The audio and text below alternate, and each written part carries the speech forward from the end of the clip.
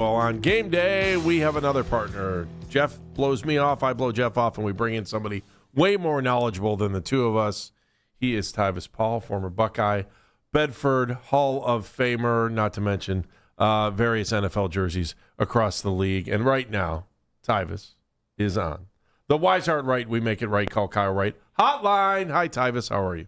You did that phenomenally. You know how many times I looked over at that board on Saturday and said that? Wise Heart Right, We Make It Right, Call Kyle Right hotline. Woo, I said it. Good job, man. He was all excited about hearing it for him.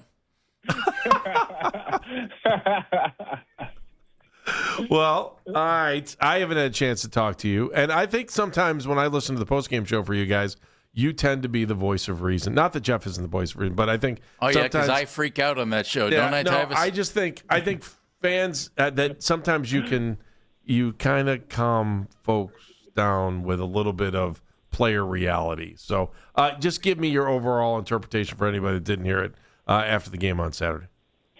Yeah, no, I thought that Deshaun went in there, and I thought he looked good. I thought he ran the offense really well. Thought the ball came out of his hands really quickly. I thought that obviously you didn't love the fumble that he had, and the only one play he had was when he tried to throw it to, I want to say it was Casey Concepcion. He threw it a little bit in the dirt. There was only two passes that I didn't really love from him. Would love to see him push the ball down the field a little bit more. I think that's what you got with Shedeur when he came in. He showed you he could push the ball down the field.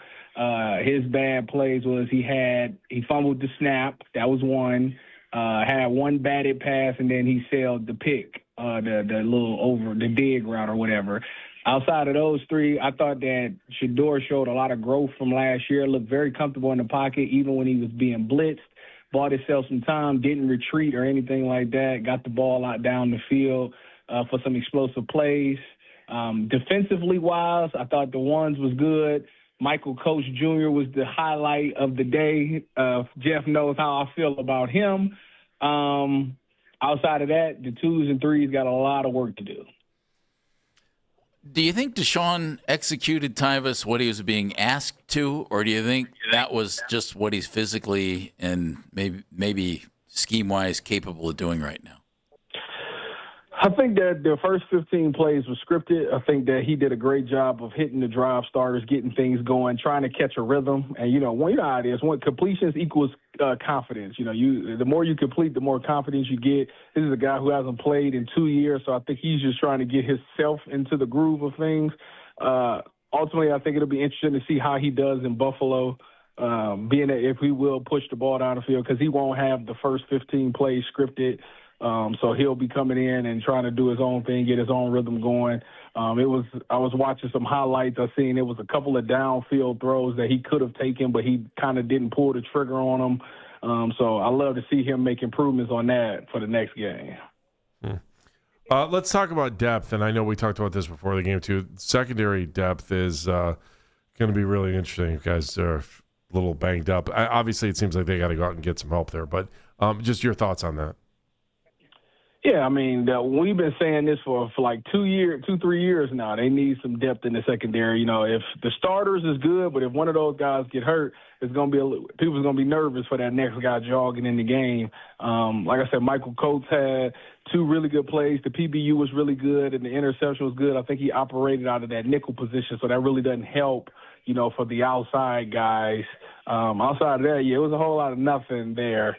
So they got to figure that out. Like I said, just when I was talking to Jeff about it after the game, what I was telling him was, it seems like it's a bunch of guys that aren't knowledgeable of football, of what's going on. And what I mean by that is, when you're a young guy out there, you're worried about trying to get your assignment. You're worried about what you have, and you don't really necessarily take a look at the offense to see what they look like they're doing. What did my coach tell me about these certain formations? What's this offensive coordinator's tendencies in certain situations? You don't think about those things. You're just worried about making sure that you got your assignment right. And I think we got to get past that because I feel like, some of the stuff right now is just vanilla, plain Jane offense. and I feel like we should be able to see what's about to happen and have a good idea for it. I just feel like we're not there, and I think that's just because guys haven't played a lot of football in this league. Tyvis Powell joining us. You hear him on the Browns radio network. Andy pregame with me on postgame. Jared Verse spoke today. Tyvis, that guy, he said, I'm really disrespectful to my teammates in practice. I love the energy this guy's brought to the team. What have you thought of him so far as a member of the Browns? I think I understand exactly why Andrew Berry made it a requirement that he's in that trade. You know, I think that Miles is a great talent, and he's one of one. He's obviously a walking Hall of Famer. But I don't know how Miles was in the locker room. When you listen to this guy talk, he's the vocal leader that you wanted Miles to one day be. You know, he's that guy that can get guys going. He can get up and motivate an entire defense and things like that. He's been really good for these young guys, you know, getting Spencer Fano ready to go by starting fights with him and going at him every day in practice to let him know, like, hey, you know, I'm one of the best in this league. You're not going to see too many people better than me. So if you can stop me, you should be good in this league, you know. And I think that he's done a great job of just getting guys ready to go and putting a lot of faith and confidence in the rest of that defense, you know. So I think that he's been what the Browns kind of needed in that locker room for right now. Tyvis, you did a pretty good tour around the NFL when you played. How many? I'm just trying to think off the top of my head. Did you run into any first-year head coaches in the NFL? I think when I got to San Fran, I believe that was Kyle Shanahan's first year. Was Kyle's first year in San Francisco 2017? Yeah, that would have been. If it was, then he was one. Yeah. So the bigger question is what do first-year head coaches? What don't they know? You know what I'm saying? Like, when you've got an experienced head coach, there's a difference, isn't there, or is there not? You tell me. You know better than me. Yeah, because the first year, you spend a lot of the first year trying to set the culture. You're trying to find the guys that fit what you're looking for, right? And you have to deal with the last coaching staff's guys and how they ran things. So you got to try to break guys of that habit and get them to see things the way you want it to be seen. That, to me, is what year one is all about, is getting guys to buy into what you're selling. Because it's hard for guys, especially guys that have seen success in the NFL, to just drop what they know and just go off of what you're saying, you know, because they feel like they got it. I got it. I've been in this league for years. I know what to do to get ready, you know. So it's a lot of that going on for that first year. And until you go out there and go into battle and show that you're putting these guys in the right position to succeed, you're going to fight that uphill battle all year long. Tyvis, I would think Todd Monken has something that could certainly be an advantage for him, and that is that he is a first-time NFL head coach, and other teams probably don't know what his ultimate offense might look like. They can look at the Baltimore stuff and everything else, but in this situation, they don't know.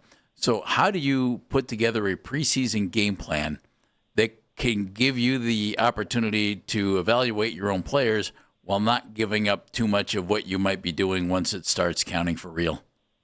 I think that what you do is that's why practice is so important, because you try to do everything you can to get those game-like situations so you can see how guys respond. When you get to the game, you know, that's just football. That's just seeing how good of a football player you are, you know, just fundamentally sound, because there won't be any gimmicks or anything like that in the middle of those games because they don't want to show their playbook. So that's why, like, this Thursday when they go joint practice against Buffalo, that's why it's a big day. You know, everybody's worried about the quarterbacks, but there's other guys that's also looking at this as their Super Bowl, you know, because this is their only chance to really showcase that they can get things done against other NFL teams. So I think that's kind of how you got to navigate this, practice, putting them in situations that you want to see how they handle those situations, and you hope that guys is giving you 110%. Tyvis, give me what you really liked. Give me a couple positives from Saturday. I thought you were pretty positive right out of the gate, but things that fans should be excited about, even though sometimes it looks a little murky. I think that you should be excited about the wide receiver core. I think that with Bond, Boston, Concepcion, and even Sprinkle Judy in there. I know Harold Fannin dropped the ball, but I think that you got four legitimate playmakers right there that can do some things, that can stretch the field. And that's a part of the offense that we haven't seen in quite some years. Amari Cooper was the last great receiver that we had that really made a difference in game. I think you got those four guys that can absolutely take over a game at any given moment. So that's one thing to be excited about. I thought the offensive line was okay in the passing attack. What I was worried about was the run game. You think against the twos, you get a lot more push there, and I didn't see that. On the defensive side of the ball, I think that they're pretty solidified there. You just hope that, we haven't seen a lot of Carson Schlesinger. We haven't seen Malik Collins, and Mike Hall's been missing. But when we seen those guys early on, they seemed like they were right where they left off. The last time we seen them, they all were very productive. So you hope that you continue to get that, and that defense, for them not to have Miles Garrett and Jim Schwartz, it still looks like a really good defense. Hopefully, don't know what Dale Pitt went out with. Hopefully it wasn't nothing too serious. How do you make sure Quinshon Judkins gets an amazing amount of touches while still getting Dylan Sampson enough where he can impact the game? I think that right there goes off of the flow of the game. You got to look at your offensive line and see what they're getting done. If they're getting a push, obviously you ride Quinshon's shoulders on that one. You let him do his thing because that's where he thrives at. If they're not getting that much of a push and it's getting kind of stalemated on that offensive line, then you insert a Dylan Sampson in there. That kind of you said you run those screens and things like that. That slows a defensive line down because they can't be so aggressive. So I think it's just about playing the game. If you see your offensive line starting to struggle, throw a screen pass in there. Now that D line is thinking about screens anytime Dylan Sampson's in the game. Now you can run the ball and maybe catch him off guard and stuff like that. So I think it's just about mixing and matching that the whole entire game and seeing how that offensive line is responding to that defensive line that they're going against. Tyvis, let's do it again on Saturday. I will see you on the pregame show, and then, of course, we'll always hear you on the postgame show on the Browns Radio Network right here on 92.3 The Fan. Thank you, Tyvis. I appreciate you guys. Go Bucks. Thanks, buddy. We'll talk to you later. Oh, number one, by the way. Thank you. Yes, we are. Very nice. Goodbye. Tyvis Powell, nice enough to join us on the Wise Heart Right. We make it right. Call Kyle Wright. Hotline. Lot to take in today when it comes to the Browns and all the things that we've discussed.